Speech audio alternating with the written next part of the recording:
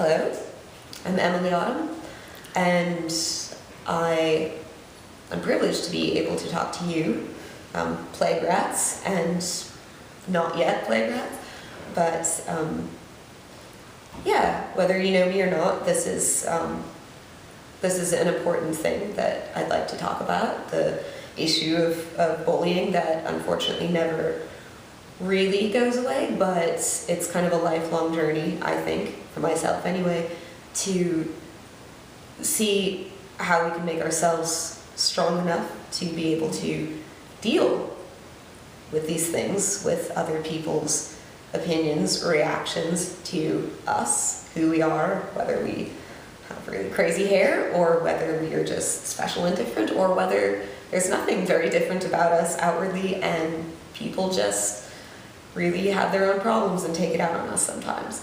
So I'll share with all of you a personal story that is not something that I talk much about, truthfully, because as strong as I try to be, as plague rats know, about a great many things in my life and the world in general, everybody still has their secret, dark, hurty places that we don't really like to go. And so what a lot of people know about myself is that I grew up doing classical music and violin and all of that, and because I was very serious about it, at about 9, 10, I stopped going to regular, normal, everyday school and studied at home so that I could have, my 8 hours a day to practice and perform and be like a professional child at this. And that's maybe a little more than half true. The other reason why I just stopped going to school one day and never went back was because I was, in fact, being bullied in a very physically violent way, and that it happened in my case because I think a few causes. One, I was very small for my age. Two, I was very shy, which unfortunately, it seems like sometimes the less that you, even if you want to be strange and different, almost the more inward and safe you think that you're being, the more somebody will then come and attack you. So that was a good lesson to learn. And mostly, unfortunately, because it was known that I did something, and I did something special, and I played an instrument, and I played the violin, and I did that, and because of that, that was something for bigger, stronger, meaner kids to pick on, and to make me feel badly about, and really just, it called attention to myself, because it was known that I did this, and so it led people to just, I don't know how graphically can I swear in this?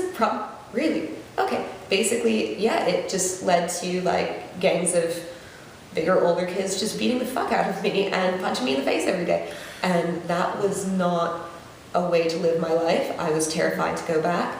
And so, in truth, it was a combination of that intense, violent, daily bullying and the fact that I had a really good excuse to not go back to school anyway, which was I needed to have the time to devote to this thing that I did that was very important to me, to make music.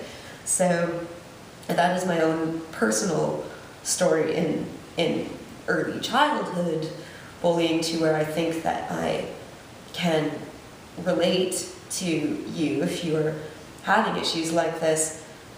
The difficulty is that I would like to be able to say that you just get tougher and cooler and a little more badass, and that everything is fine and it goes away. The truth is that doesn't always happen. We have things like you can be bullied by people on Twitter. You can be bullied by idiots on Facebook. You can go on even fan forums that are meant to be sanctuaries, and there can be some troll sitting there that's going to say something shitty to you.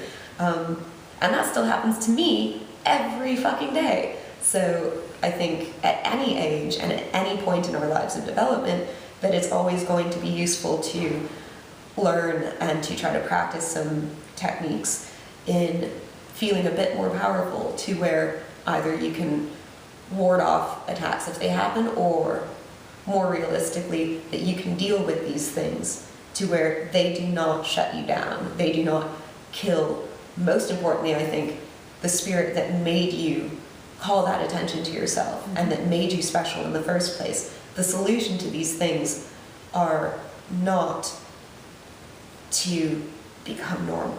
We do not want to become normal. Normal is not what we want to be. We do not want to change our hair, and we do not want to dress differently, and we do not want to stop wearing our dark eyeliner if that's, God forbid, what we do. Like, that's such a bad thing, but that can get you picked on. Guess what? Don't stop doing that. Don't stop doing that. I think the first thing to realize that I try to do pretty much daily in my own life is something that actually the Plague Rats have helped me a lot to realize, which is that I am not alone. That's actually a big one.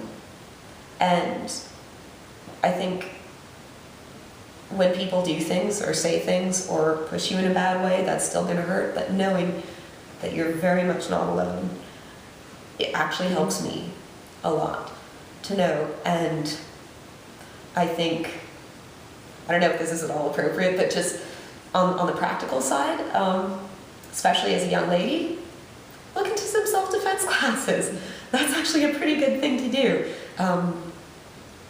Again, you can stop me or cut this. I don't know what to do, because I'm just freely talking to you about the things that I feel, which are, especially as a girl, especially as young people growing up in general, which I still am, is being strong, being physically healthy, being in a place where you feel that you can take control of your own body, and even being able to project a certain amount of strength and not projecting fear is, to me, a very useful thing when I walk on the street at night by myself. All of these things, which just, it's about finding a place of comfort and strength within yourself first, before you can really expect anybody else to have that for you. And it's kind of the cliches of, nobody else can love you until you love yourself, and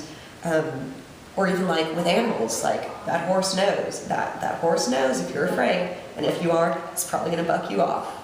But it's being able to just have confidence and control of yourself and project that you are strong, that you are proud, that you be exactly as you want to be, and every day you learn to just hold your chin up a little bit higher.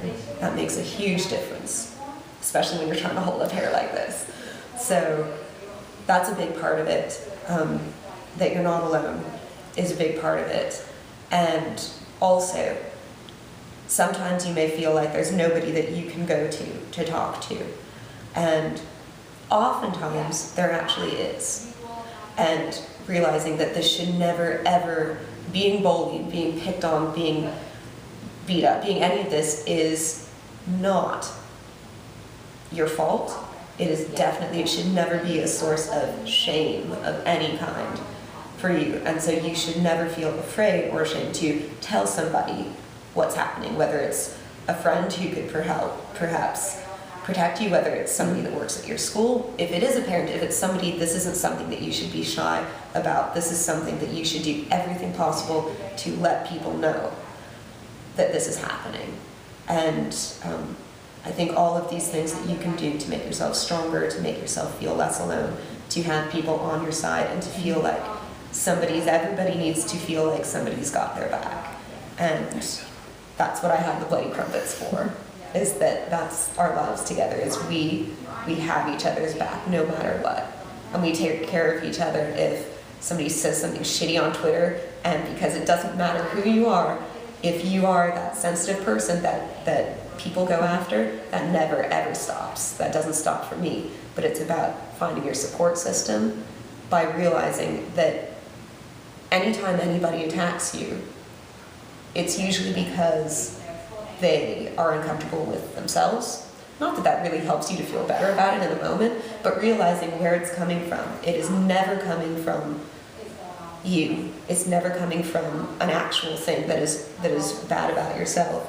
it is pretty much always coming from a problem that the other person has. So you can't change that other person, but you can realize that it is not you.